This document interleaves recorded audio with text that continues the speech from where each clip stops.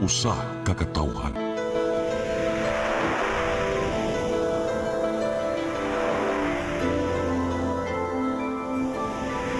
Cebu Catholic Television Network.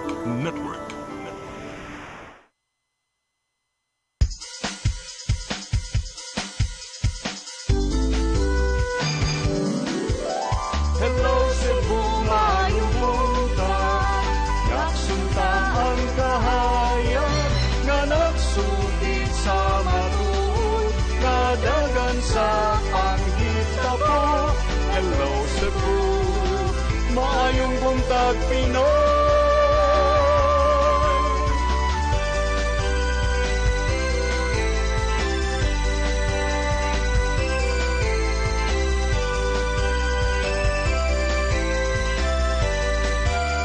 Ang katutulungan sa mga katawhan.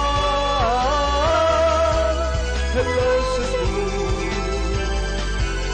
hello Cebu, maayong buntag Pinoy, maayong buntag Pinoy, maayong buntag Pinoy.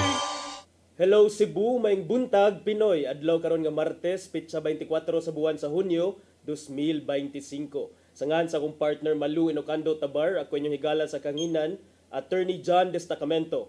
Uban ni nasadta sa usa ka oras nga pagbalita ug paghisgot-hisgot sa mga dagkong isyu dinhi sa Sugbo ug Lukop Nasod. Apan sa dili pa, ato sang ipadangat ang latest weather update gikan sa Pag-asa Visayas. Niya sa tong linya Sir Jomer Eclarino, maayong buntag Sir Jomer.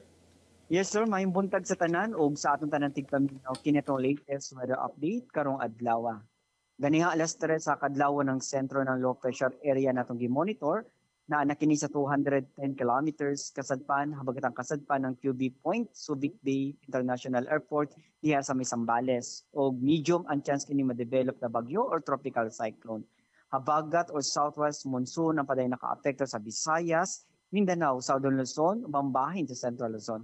Tungod kini sa habagat, ang tibuok Central Visayas, lakip na ang probinsya sa Cebu, makasinati na panagsama panganuron nito na sa madag-umon na kalangitan, ug naay mga patak na mga pag-uwan o kini mga thunderstorm. Padayon ta mag-monitor sa mag-i-issue ng mga thunderstorm or rainfall advisories, lakip na ang color-coded na heavy rainfall warnings. Hining ito na sa kasarangan ng hangin masinati sa Visayas ug kadagatan, malinawan nga ito na sa kasarangan ng pagbalod. Temperatura sa Cebu 26 to 32 degrees Celsius, ang haring adlaw mo salop alas 6:08 sa hapon, ang dagat mo taob sa alas 9:09 sa buntag. Philippine Standard Time alas 8:15 sa buntag ikan diri sa Mactan, Pag-asa Visayas, DOST Jomar Eclarino. Daghang salamat Sir Jomer Eclarino sa imuhang weather update. Og maayong buntag ninyong tanan diha sa Pag-asa sir. Karon arita sa mga front pages sa mga lokal ug nasyonal nga mga pamantalaan dinhi sa atong sugdan sa Sunstar Cebu. Sa Sunstar Cebu, fuel prices skyrocket, double hike hits pumps. Sa Super Balita, gipusil patay sud sa balay. Sa The Freeman, council urged to defer vote as vendors blast proposed zoning ordinance. Sa Banat News, duha ka tawo gipamusil patay, mga mamumuno pulos nakaikyas. Sa Philippine Daily Inquirer, government to bring home OFWs amid Middle East tension. Sa The Philippine Star, oil firms to implement staggered price hikes. Sa Manila Bulletin, total OFW deployment ban to Israel and Iran. Ug sa Tempo, missing sa Bungeros case, evidence backs suspects claim. Mao kadto ang mga dagkong balita sa mga pamantalaan dinhi sa atoa sa atong pagbalik. Among ipadangat kaninyo ang mga balita nga nahipo sa mga kaubanan sa CCTN News and Public Affairs team. Please stand by. Hello Cebu, hello Cebu, maayong buntag Pinoy, maayong buntag Pinoy, maayong buntag Pinoy. Discover the beauty of the Philippines.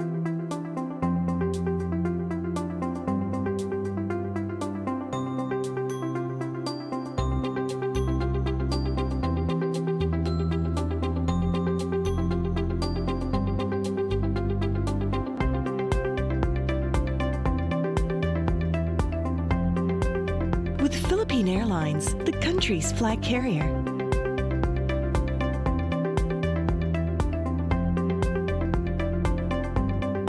The airline that lets you feel the warmth of the nation.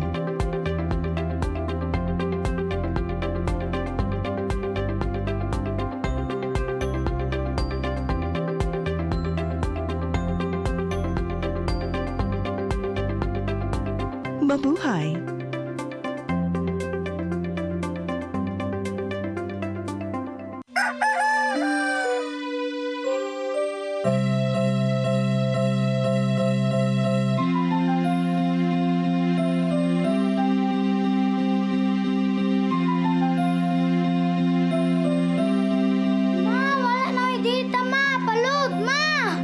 Sorry ma'am, na-late ko. Nangita pa mong gusto para internet sa kong anak, ma'am. Ay, wala na yung problema. Pag-sinisibo! Sinisibo, sinisibo. For your internet connection, And for the signal of your cable TV. so fast and straight, that transmission to your home. Sinisibo! Sinisibo, sinisibo. Offers you to have fiber optics. For your viewing experience, perfect and clear so far. So great and affordable for you to enjoy. Sinisibo. Cine Cebu Television Network Incorporated offers fiber to the home broadband internet bundled with fiber to the home cable TV connection. Cine Cebu Television Network Incorporated with its operation in Metro Cebu and the whole province of Cebu soon. And affordable for you to enjoy. Sinisibo!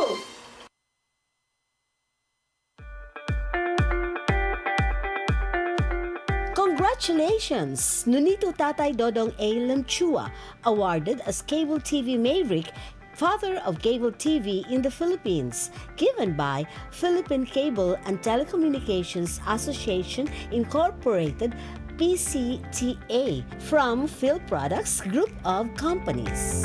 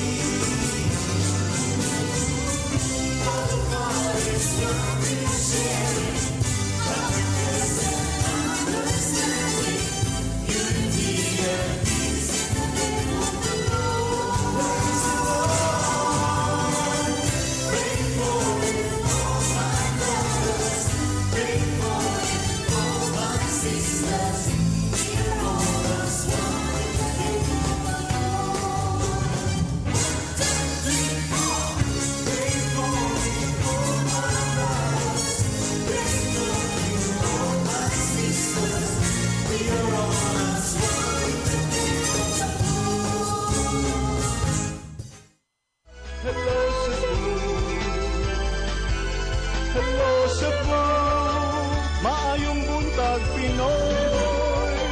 Maayong buntag Pinoy. Maayong buntag Pinoy. Balik sa Hello Cebu, maing buntag Pinoy. Sa di pa ko padangat sa tong balita mo, great sa kong happy birthday. Sa ako ang partner karong buntaga, happy birthday attorney. May you have more birthdays to come. Anya pila may edad na to ron ato ba nang ibutyag? Itribukar. Itribukar. Ayaw lang sa ang importante kay kuan feeling batanon. Yeah, welcome back sa day. Uy. Sige, thank you so much. Oo, sa di pa ta magsugod. Welcome back natong duwa. Welcome back. Best in. Sige, and congratulations nimo. Okay. Karon arita sa ato ang mga balita. Nagunas itong mga balita karong buntaga, outgoing Cebu Vice Governor Junjun Davide nagpasalamat sa mga kaubanan nga nahimong kabahin sa 12 ka tuig niyang pagdumala sa Kapitolyo. Dako ang pagsalig niya nga magpabili ng kaligdong sa Hunta Provincial ubos sa pagdumala ni incoming Vice Governor Glenn Soco. Ang kasayuran ihatod ni Gia Navarro. Nakahigayon sa pagpasalamat si outgoing Cebu Vice Governor Hilario Junjun Davide III sa tanang mga Sugboanon nga miabag siyang paglingkod o pagduma sa Kapitolyo sud sa 12 ka tuig. Atol kini sa katapusang regular session sa 16th Sangguniang Panlalawigan nga gipahigayon sa Capitol Session Hall karong hapon. Human nga naapa sa pagpasar ang mga resolusyon o committee reports. Gipaambit ni Davide ang nimong kasinatian gikan sa pagkagobernador hangtod nga nahimong presiding officer sa Hunta Provincial. Nakita niya ang kahiusahan sa tanang mga kaubanan sa board members alang sa pagpasar sa mga maynungdanong polisiya sa probinsya.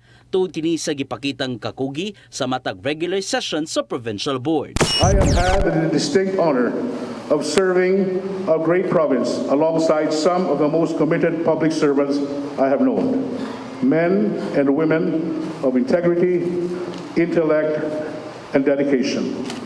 Your hard work, your spirited discussions on the floor, and your commitment to principled legislation have made a lasting impact on the province we all love.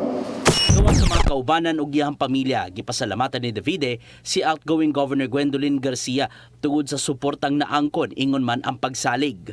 Karong Hulyo, dumalaon na ni incoming Vice Governor Glenn Anthony Soco ang provincial board as a presiding officer. Maong gihangyo ni Davide nga suportahan usab ang liderato sa legislatura ubos ni Soco. However, it did not stop us from putting our differences aside and working together for the good of Cebu and the Cebuanos.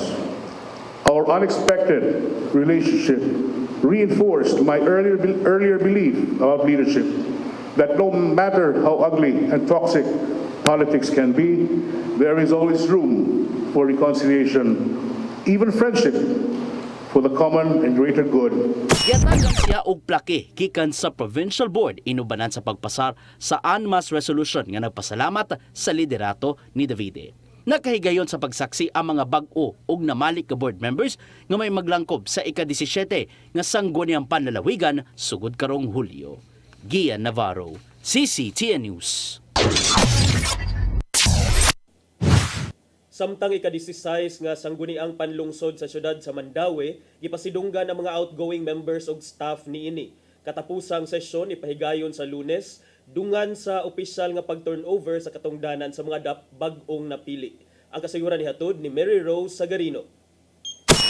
Human sa sesyon sa konseho sa syudad sa Mandaue kaganinang buntag, gipahigayon ang recognition og tribute ceremony alang sa mga outgoing members ug staff. Gipasidunggan sila si Vice Mayor Nerissa Son Ruiz ug mga konsehal nga sila si Malcolm Sanchez, Oscar Del Castillo, Cynthia Cinco Remedyo ug nitaliwan nga si Editha Flores Cabahog nga gipresentar sa iyang anak nga si Kevin Flores Cabahog. Si Malcolm Sanchez gikan sa pagkakonsehal mo serbisyo na isip board member sa provincial board nga magrepresentar sa Mandaue. Ang seremonya sa pag-ila sa serbisyo ug kontribusyon sa mga konsehal ug vice mayor sa pagtapos sa ilang termino. Alang kang outgoing Vice Mayor Nerissa Son Ruiz nga bisan pa man og adunay mga panaglalis ang miyembro sa konseho tungod sa managlahing partido sa politika apan tumong nila ang kaayuhan sa syudad. Whoever especially to the bag-o 17th Congress ay 17th SP nga maabot Ang ako lang magtinabangay lang gyud ta for the upcoming new administration of Mayor Jonky Uwano. Di na lang siguro nato tan-awon nga mabulitik ka tag maayo ug unsa lang gyud maayo para sa taga Mandawi atong buhat. So katlasan ta. So karon was nindot tinuon kay do na gyud mga discussions. Do na mag-presentahe sa ilang mga gibati, mga discussions, healthy discussions. Well, may kay na siya for any legislative body. Kay bati lang sa kay na magsige lang tagtangdo sad. Ilausab si outgoing Mayor Glenn Bersede kinsa molingkod isip incoming Vice Mayor. Kauban na ba? Magkasabot yung council ba? Muna yan kung gusto ipabot sa mga council. Hindi lang ito magsigaway, masiglalis, kung sa kayuhan na yun, pag-ilang taon na gusto man, di ba? Kaya nandagan sila, kaya gusto kayuhan sa syudad, serbisyo. Kung yung away yung kuman, pareha mo dito mo, serbisyo. Ano na pa ipahigayon nga katapusang session ang konseho Lunes sunod semana dungan sa turnover sa katungdanan sa mga mananaog sa eleksyon. Mary Rose Sagarino, CCTN News.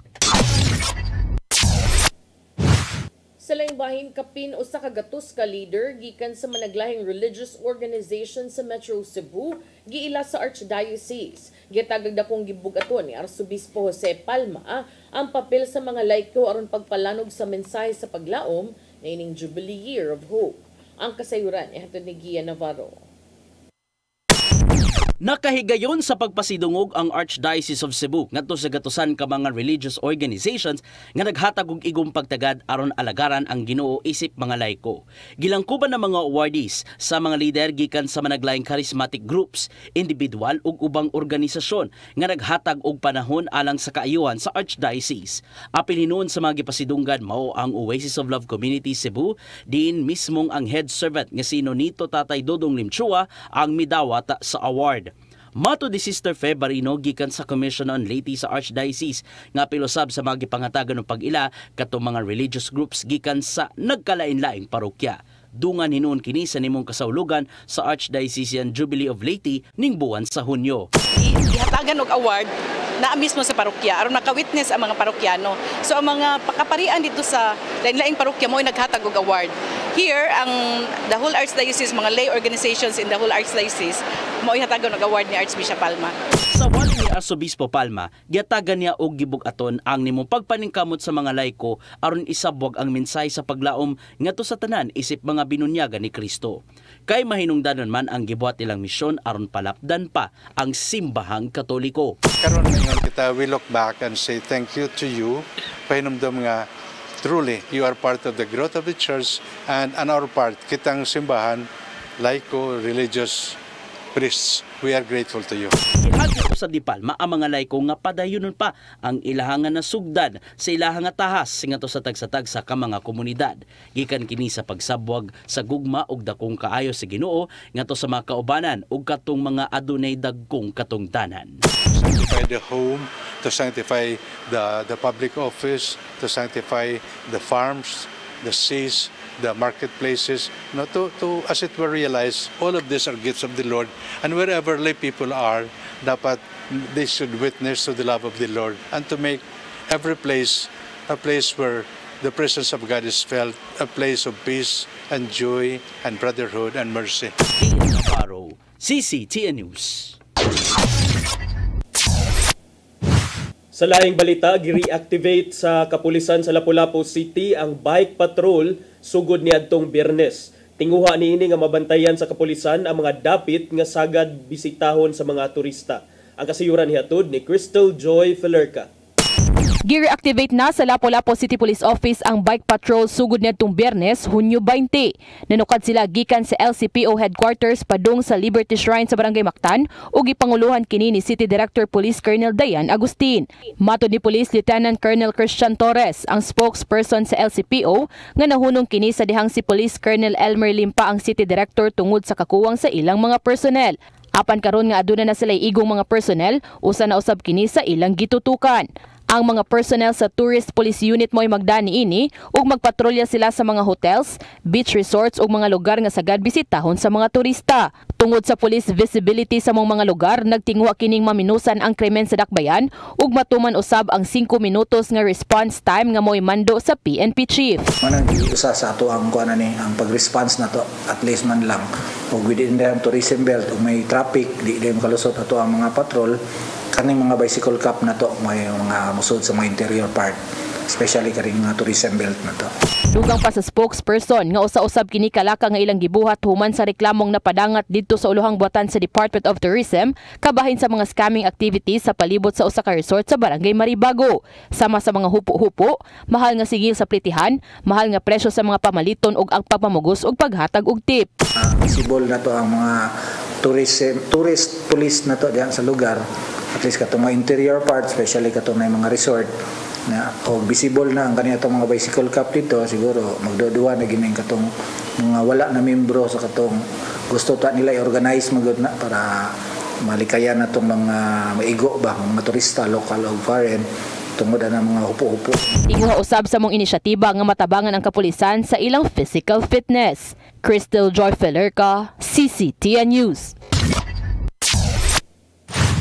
Sa atong katapusang balita, kapulisan sa dakbayan sa Subo adunay persons of interest sa nahitabong pagpusil sa usa ka lalaki sa Sambagdos ug sa e-bike driver sa barangay San Nicolas proper. Pulos ang gulo sa drugas ang gitumbok nga hinungdan sa maong krimen. Ang kasayuran ihatod ni Arnold Bustamante. Nakabsat sa sulod sa Vicente Soto Memorial Medical Center kung sa kalalaki humanipos sila sa sulod siyang bahay alauna ang takna ganin ng kadlawon sa City Lower Kawayan sa barangay Sambagdo sa siyudad sa Sugbo. Ang biktima gilang nga si Macjid Lavistre Villamala, 32 anyos, nga residente raw sa mga lugar. Ang Abiliana Police Station nakadawat na lang sa tawag sa telepono nga doon nagiposil sa mga lugar nga mahinungdan nga dali sila nga meresponde. Apan sila nga pag-abot, gidala na ang biktima sa tambalanan. Sigun sa migawas nga investigasyon nga samtang natulog ang biktima siyang balay, unom ka mga wala mailing lalaki nga nagtabon sila nga mga naong ug daing pusil sa biktima. Padayon nga mihimo silang investigasyon ang kapulisan pag-ila sa mga suspitsado pinagi sa pagpakiginabi sa mga saksi apan base sa pasyonang pamahayag sa mga residente sa dapit nga ang maong nga biktima bag-ula nga matud pa nga nakagawas sa bilangguan sa kaso sa illegal nga drugas ug ingog nga magsulod gawas kini sa prisuhan. Si Police Lieutenant Colonel Maria Teresa Makatangay, Deputy City Director for Operations sa Cebu City Police Office, nagkanayon nga base sila nga nakuha nga impormasyon doon na sila giila nga mga person of interest sa pagkakaroon nga may gipatutukan sa mga investigador sa Abiliana Police Station. Illegal nga drugas ang gitano ang motibo sa krimen kini base sa nakuha nila nga mga pamahayag sa mga residente sa dapit.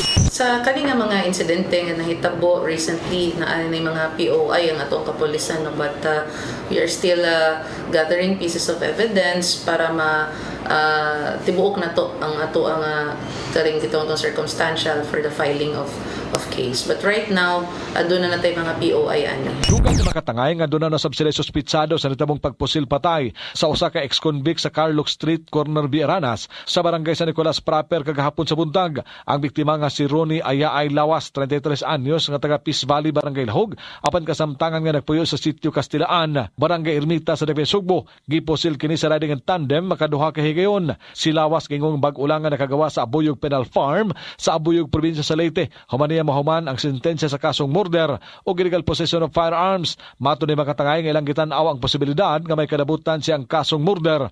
Ang hinungdan sa mong krimen apan ila pa kining palawman pag-ayo.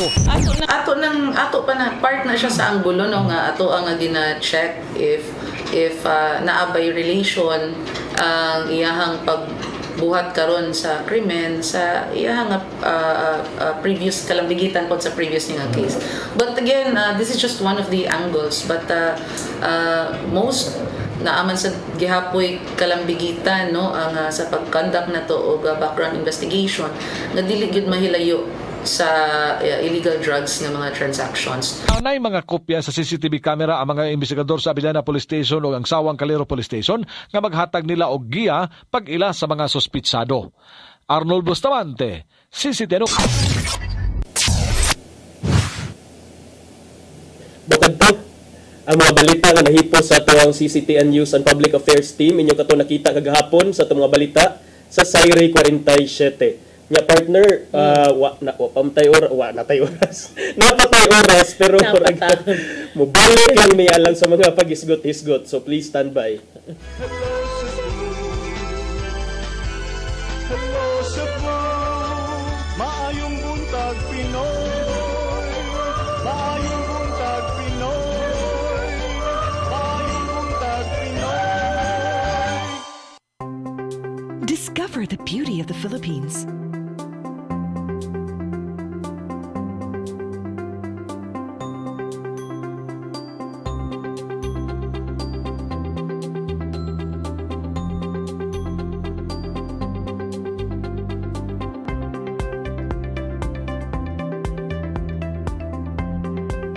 With Philippine Airlines, the country's flag carrier.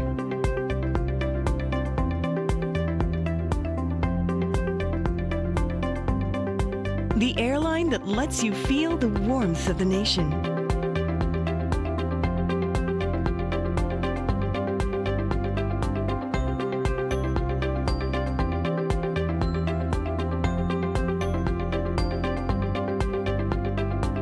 Mabuhay!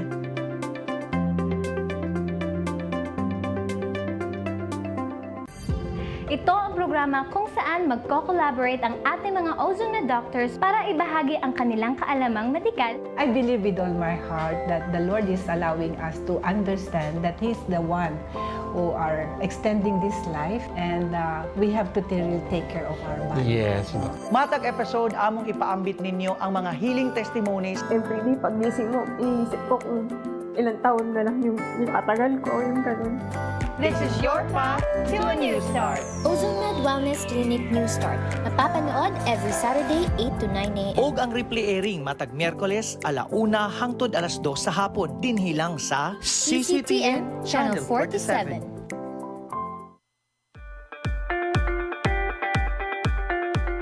Congratulations! Nunito Tatay Dodong A. Limchua, awarded as Cable TV Maverick, Father of Cable TV in the Philippines, given by Philippine Cable and Telecommunications Association Incorporated, PCTA, from Phil Products Group of Companies.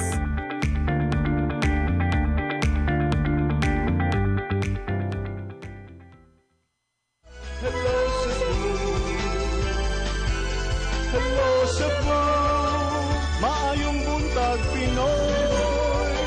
Maayong buntag Pinoy. Maayong buntag Pinoy. Balik sa Hello Cebu, maayong buntag Pinoy. Nya natay latest update kabahin sa Israel and Iran conflict. Gianunsyo ni Donald Trump, ang presidente sa Estados Unidos partner, nga dunay complete and total ceasefire between the two nations, sa Israel ug Iran, nga that will go into force with a view of ending the 12-day conflict. Kay nilana tanig dusi ka adlaw ang panagbangi pag exchange of attacks between the two countries. So karon si Trump miingon nga dunay total and complete ceasefire. Gikumpirmar sad separately sa usa ka official gikan sa Iranian government ang maong agreement to a ceasefire partner, apan sa side sa Israel wala pay formal or official nga confirmation. Apan sa usa ka senior official sa White House partner miingon nga ang Israel uyon sa maong ceasefire for as long as ang Iran partner dili na sila mo launch og mga retaliatory attacks ngadto sa ilaha. So mahog og ilang gisabutan aron minus na ang kuan. Minus na ang kadaot nga conflict, no? Sa more conflict further partner. damage. Further damage. Unya ang mahog nga ang naa sa balita diri partner ang ni broker, meaning ang ni arrange ko no sa maong agreement for a ceasefire kay ang presidente mismo sa United States. So siya ang hero. Siya man sadang ni-announce. Siya ang Siya ni-announce. ang hero. Iyang gidayeg ang duha ka mga nasod kay doon ako na stamina, courage, and intelligence sa pagkabut ni ining gitawag nila magkasaysayanon nga peace deal. Human sila nagsinukli ay og mga sani ka na mga missile. Oh. So ningon siya say nag-declare. I don't know no kay siya may nag-ingon unya nagsabot ko no nga kanang ceasefire ug niingon nga ang 12 kuno kaadlaw nga gubat will end following a phased implementation over 24 hours. Niingon siya, congratulations to everyone.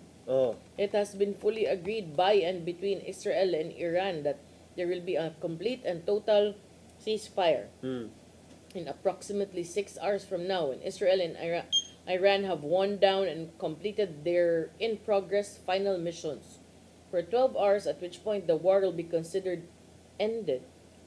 Ano kang siya sad, no? Hindot sa na partner kay tanawa ang mga flights diha sa Middle East, tagsa-tagsa na nga gipang-cancel sa mga nasod sa Middle East ang ilahang gipang-cancel, gisira ang ilang airspace alang sa mga international flights sama sa Qatar kagabi ug kagahapon gi-close sa Qatar, nya gi-shut sad kuno sa Bahrain ug sa United Arab Emirates. And we know for a fact partner nga kining mga nasod daghan nga OFWs nato nga naa diha no affected dili lang sa Israel sad ug sa Iran, do na sa mga OFWs nga hangtod karon tanggong nagpaabot pagani sa kung unsay konkreto nga plano sa ato ang gobyerno para kanila. So it's good to know nga at least na ceasefire, but I would like to see a formal declaration or announcement from both governments mismo, from the Iranian government and the Israeli government, para dili lang siya second hand nga declaration through Trump. So ano man wa kay salig ni Trump.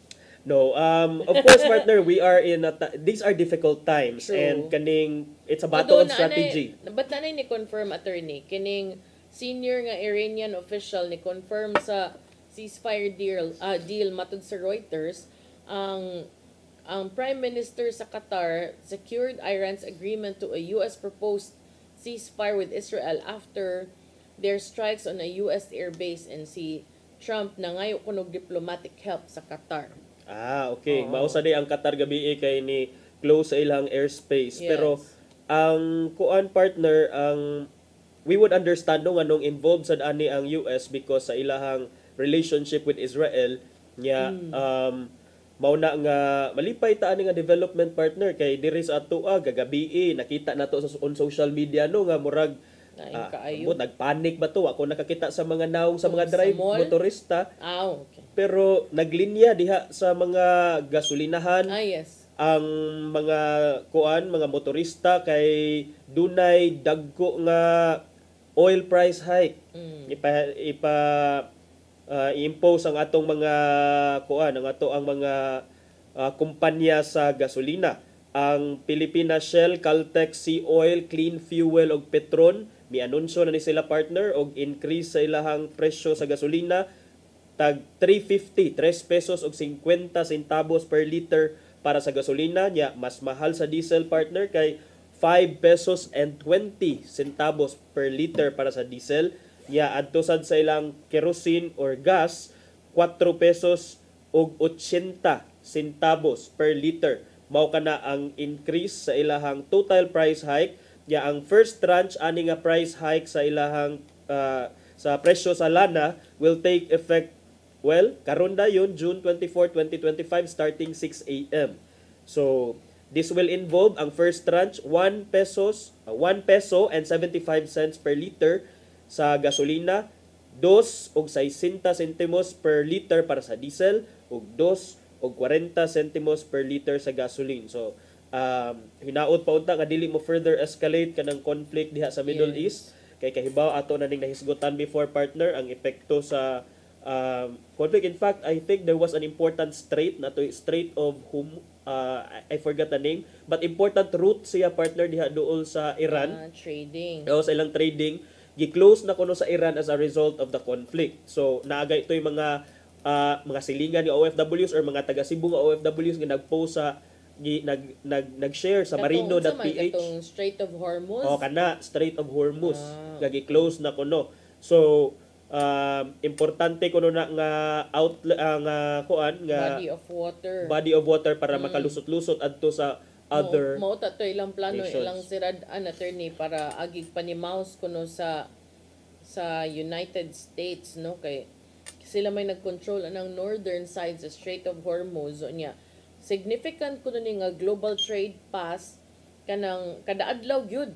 So kung masirad-an na bisag kausa lang, mahimo niyang mababagan ang tanang mga mangagi dinha nga mga sa tawag na vessels nga maka-apekto sad siya sa kining trade kung ilahang atakihon ang mga barko nga mangagi dinha nyo, especially katong mga nag-contain og oil or gas tankers kay mga 20 million barrels of oil ang muagi anang dapita kada adlaw. Yeah, kuan ko na a fifth of the global consumption, and bisan gamay siguro nga interruption bisag one day lang would be catastrophic. Yeah, so mao na atong giingon nga this is a welcome development kaning giingon nga ceasefire, but whether there's really an end to the fighting, that remains to be seen, partner. Kay again, murag wala pa siguro kaayo at this point nakasimmer ang mga ang mga emotion sa mga leader, ang mga kuan, and then I think on high alert gihapon na even with that declaration, even with that announcement, because kahibaw naman ta nga less than the announcement about the ceasefire came murag pila ra to ka oras after ang Iran through their prime minister, through their minister, ni anunsyo nga they will take all the necessary steps kuno to protect their sovereignty and territorial integrity. So mao na nga shifting kaayo ang mga sides sa isig kahabig. So tan-aw lang nato ang development ani partner. In fact, ang Israeli military ni issue nig duha ka evacuation warnings in less than 2 hours kagahapon ngadto sa mga residente sa Tehran. Ang kining Tehran mao ni ang capital sa Iran.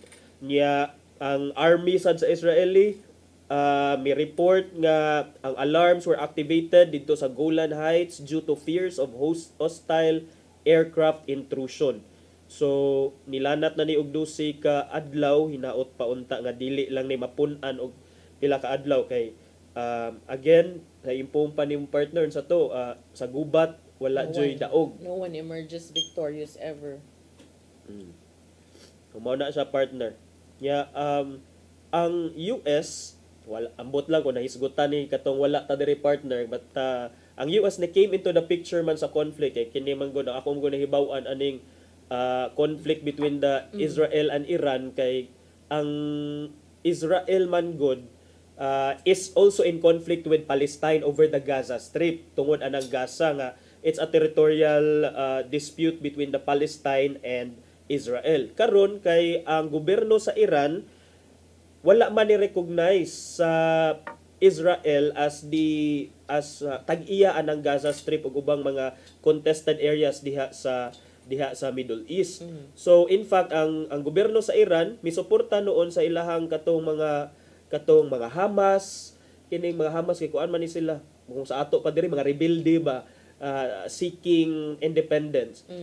On the other hand, ang Israel, kahibaw naman ta sa relationship between Israel and the United States. I believe na asa na sila'y pact, na asa na sila'y treaty in the same way nga the Philippines also has a treaty with the United States, and ang ironclad ang ilahang relationship military-wise between the US and Israel. So, motong I think it was over the weekend dito mo Singapore. Dito mo Singapore ani partner, but motong 14 man siguro to kakuan, 14 ka mga fighter jets mi travel gikan sa Missouri from the USA nya on a 14-hour trip padung jud ngadto sa Iran aron bombahan, aron i-destroy tong tulo ka giingon nga nuclear power plants or nuclear bases nga naa diha sa nasod sa Iran. So ang United States niingon nga it was just a preemptive attack, kay murag one step ahead na ang thinking ni Trump nga kini kung further escalate ni there will be catastrophic consequences kay ang usagon na ay capacity to launch nuclear attacks nya kay bawra ba gyud ta sa atong experience from the Second World War sa impact sa katong Hiroshima Nagasaki bombings partner nga grabe jud na even decades after ang mga tao nakakontract gihapon og cancer because of the radiation and all because anang nuclear weapons. So karon I think it was Tulo, Fordo, and then there were 2 others. So karon gusto siya nga balik na sa diplomasya ang strategy sa mga nasod, pero ambot partner, is it justified for Trump? Kay ako naibawan ra ba ang use of force is very much prohibited under the United Nations Charter. Muna, I don't know po. Unsa po mahitabuan na. Although, mura man siya ni cambio, no? With what you mentioned earlier, nagpaka-hero of the day man iyang dating. Unsa man, nakarealize siya, nanay-nidukol niya. Nga, because ang objective yun niya in the first place, partner, was just to destroy the nuclear plants. Wala gyud siya, in fact, giingon to niya nga, we are not at war with Iran. We are just at war with their nuclear program. Maura na iyang giingon. And in fact, suportado sad ang United States sa, I think, Australia, kagahapon, may anunsyo sad nga they support the US attack on Iran sa nuclear power program. So, kana partner, kay bawo naman sad ta nga, ang Iran also is supported by its mga kining China, Russia, North Korea, and those countries. So hinaot lang unta nga dili na mo escalate diha ang sitwasyon, partner.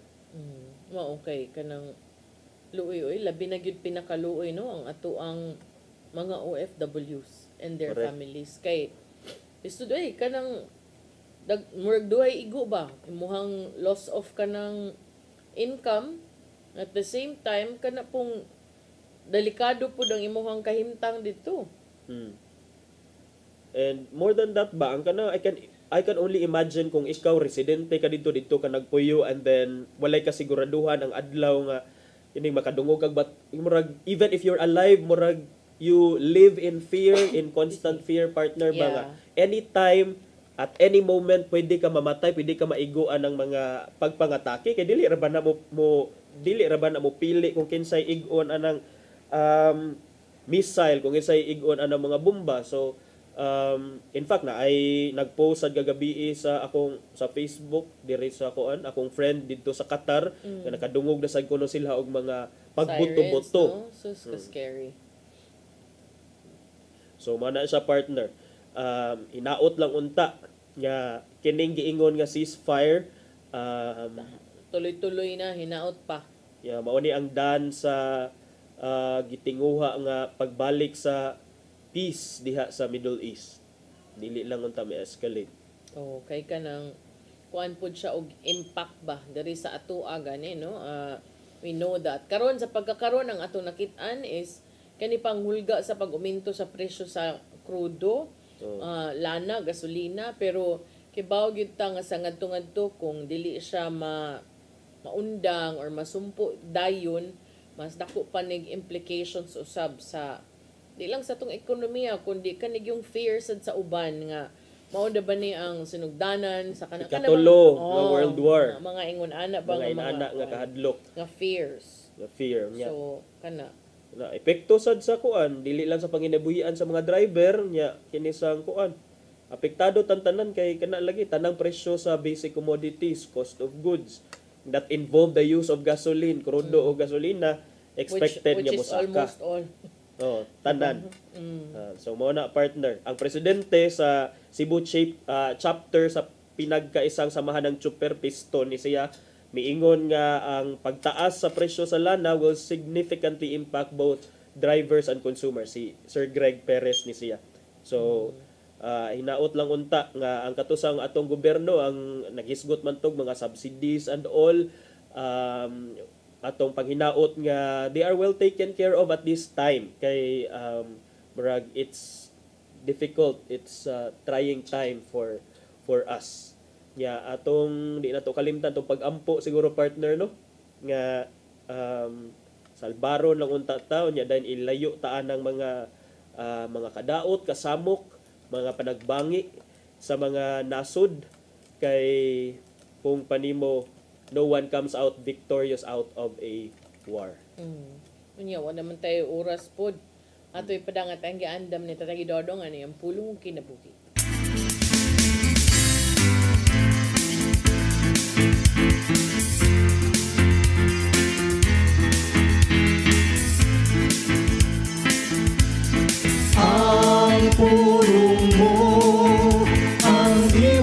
kasagaran ko. May mga higayon nga sa atong kinabuhi nga suwayan ang atong pasensya o gusto kitang mubaws ug ang mga tao nga nagkapasakit kanato. Kung napasakitan ka sa imong bana, gusto kang mubuhi usab og mga sakit ka mga pulong. Kung ang imong silingan o kauban sa trabaho nga nakasala kanimo, gusto nimong panimaslan aron pamguhon siyang sayo. Kung ang imong anak nagpapadlong, gusto nimong kastiguhon o silutan. Kaya lagi, nahutan ka na ang pasensya. Tungod kay para nato, kining sitwasyon, ngayon ani, sobra ra kayo, dili kayo nato madawat. Big deal para nato.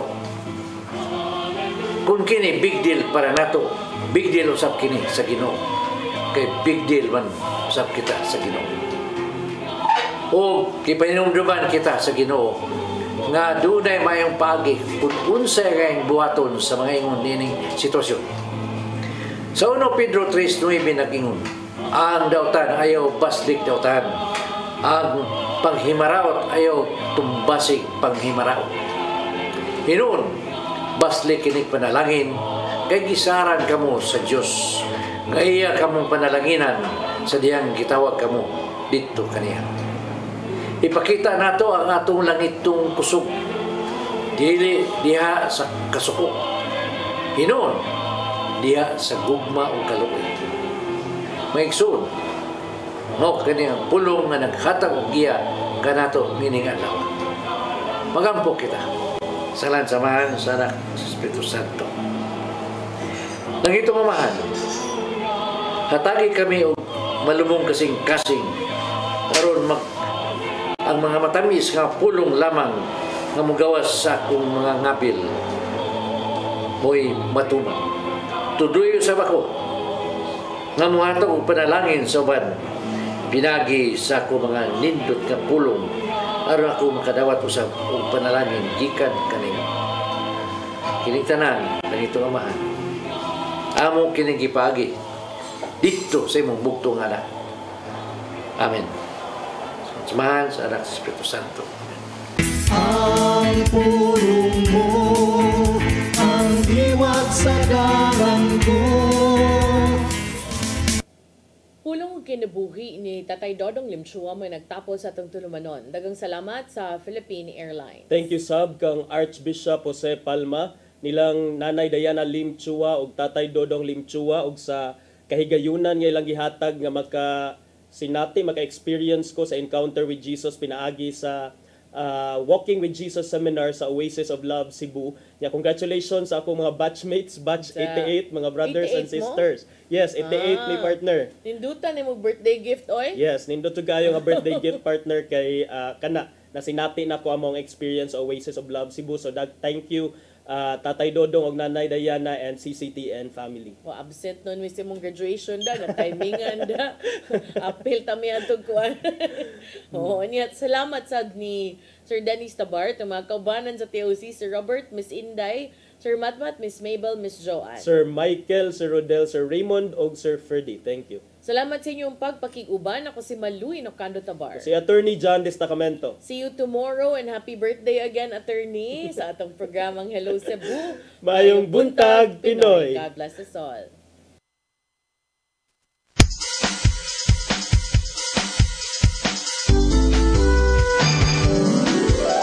Hello Cebu, mayong buntag, yaksunta ang kahayag.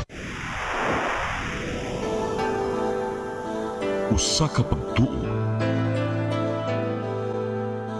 usa ka tingog, usa